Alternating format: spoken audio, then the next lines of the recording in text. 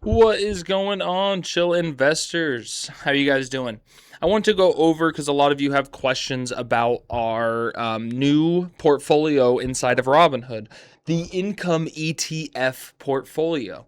Okay, there are, I think, 10, and we might add an 11th one. Again, we can diversify as much as we want into these income ETFs. We can add more. Right now, I wanted to stick with 10, but I did learn a little bit more about JEPI, JAPI, and how it is very good for drawdowns during recessions. 2022, I think, was the comparison. The SPY was down, I think, 18% or something, and JEPI was only down 3% in price. So it does very good in a bear market situation. Now, this portfolio, I want to make it very clear, guys. This portfolio here is not meant for growth. It is not going to outpace growth. Okay. The QQQ could run 20%. These ones will go up 10%. Okay. It is not for growth.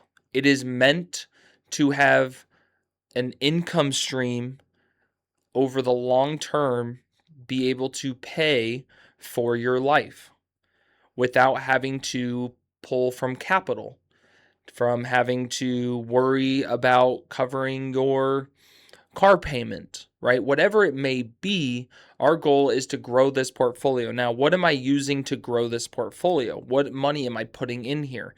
Okay, you can see $1,600 is what we're currently sitting at right now, okay? Is what I have put into this portfolio is $1,600.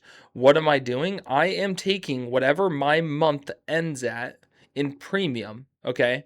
So 1,600, I'm taking 10% of that, which is 1,600, 16,000, whatever premium I collect by the end of the month. So March is over, we're in April now. So now I can count that that is completed, right? That money is complete. I'm going to take that 1,600, 10% of this, and put it into our income portfolio.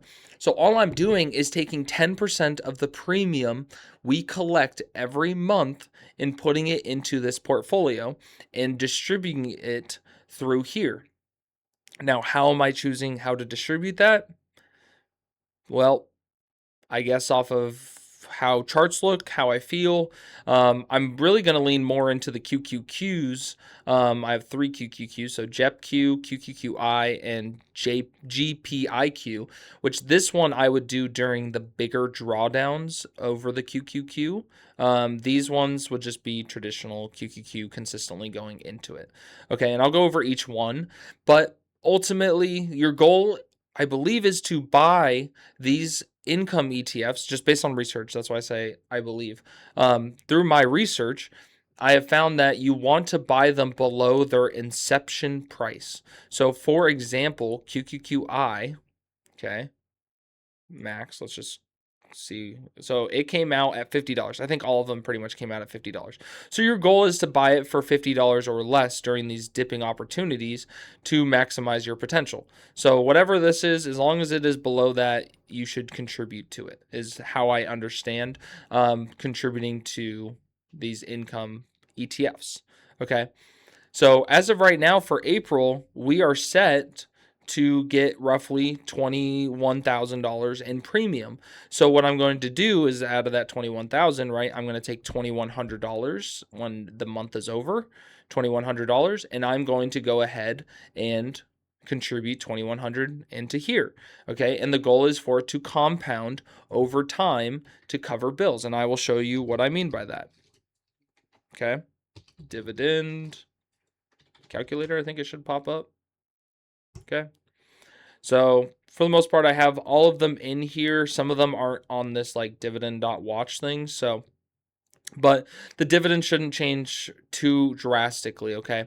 Now I have the growth set up for 0%. So basically, as long as the dividends just remain the same, which is how they're designed, they should just pay here. They're not going to increase or decrease. I'm just keeping them consistent. Okay. Share price. I'm also not going to increase or decrease, except this one is the only one I know that has a consistent growth to the share price, GPIQ. So if you only wanted to do one income one and not diversified, this would probably be the one I would do because it has the growth side and the dividend side. So, but I'm going to just pair them all together. Okay.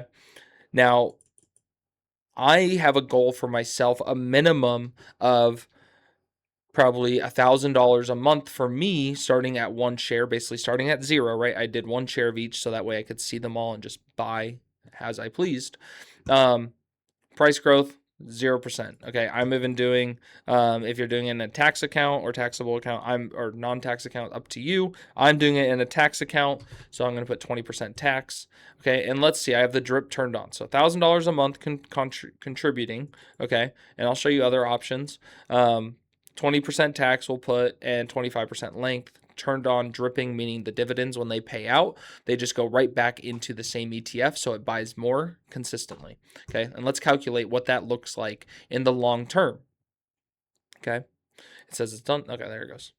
Okay, so year one, right? We're starting out. Okay, year two, annual income. These are annual incomes. Year two, we're at 1,700. Okay, let's skip forward to the long-term outlook. Okay, in 25 years, okay, we could be collecting an annual dividend income of roughly $126,000 a year, and that would retire me. Pays for everything I need to do in life. It actually pays for that and luxury. I don't need that. Ultimately, for me to survive, I probably need like a $60,000 salary, just to pay the basics of life.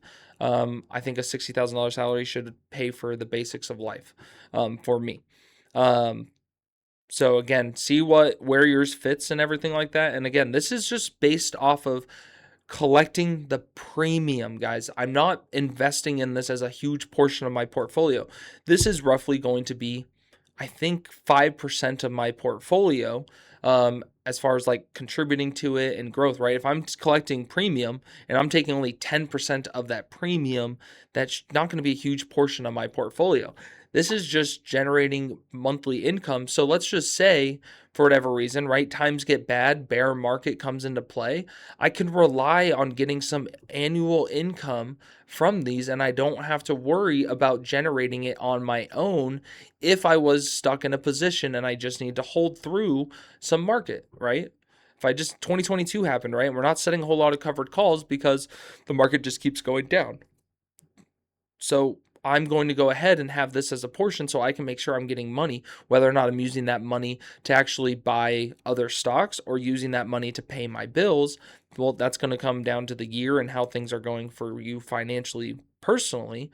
But for me, right, I want to try to compound on its own with it out of sight, out of mind, really, and being a separate portfolio inside of Robinhood that I'm not watching.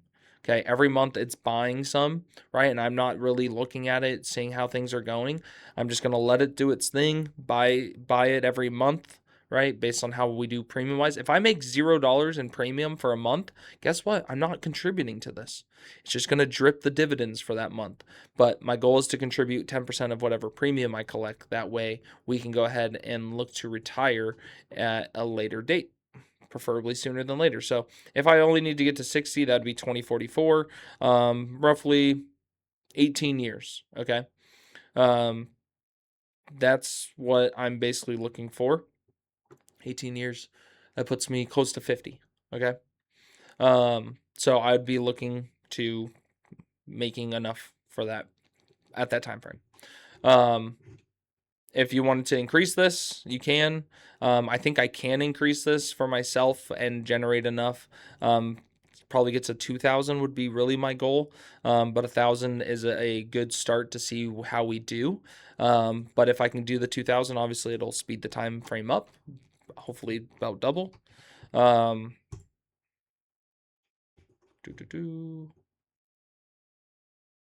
So 2038 would be 12 years. So instead of 18 years, it would take 12 years to get to the 60K mark, which would be awesome. So you can go to Dividend Watch. You can plug in your dividends here. Make sure you adjust your growth and your share price growth so that you can get some accurate information. How many shares? Like I said, I started with one, basically saying I'm starting with zero, and then choose your contribution and see kind of what works for you. So if you're only doing 500 a month, okay, and let's just say you're starting at 20, right, and you can't retire for 40 years, right? You're just consistently putting $500 away in your retirement account into these, right? And you're paying 0 taxes in a retirement account. By the time, guys, you retire, okay, you'd be looking at about $500,000 a year in income if you put this into a tax-free account and let it drip consistently, doing the premium, $500 a month, no taxes because it's tax-free account, right? And let it just drip for 40 years, then you're good. This would be maxing out your retirement account every year for 40 years, income dripping, and you can be at an income of about 500,000 per year just doing $500 a month. So that's what I got for you guys. That's why I'm doing an income ETF portfolio. You will see updates on X inside the portfolio saying, hey, this is how much we did in premium last month. This is what I'm contributing. Boom, done. All right. I'll see you guys in the community. If you guys want to join, the QR code is right below. Go ahead and click on that. Join on in. Here to help, answer questions. I appreciate your guys' support, and I'll see you guys there. Thanks.